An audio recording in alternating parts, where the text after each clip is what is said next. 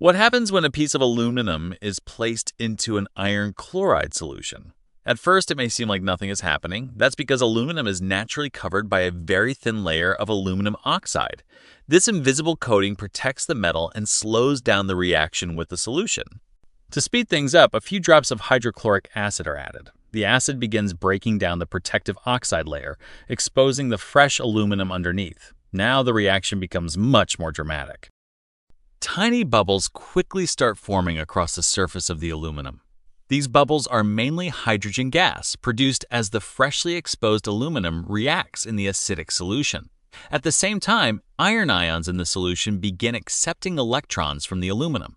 As the aluminum is oxidized, the iron ions are reduced, causing the chemical composition of the solution to change. As this process continues, the color of the solution gradually changes, providing clear evidence that a chemical reaction is taking place. The reaction also releases heat, making it proceed even faster. More bubbles appear, the aluminum continues to dissolve, and the changes become increasingly visible.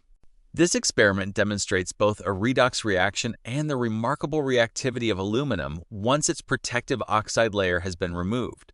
A simple piece of metal is capable of transforming the entire solution through a series of fascinating chemical processes. Chemistry is amazing. Subscribe to Shock Lab for more incredible chemistry experiments.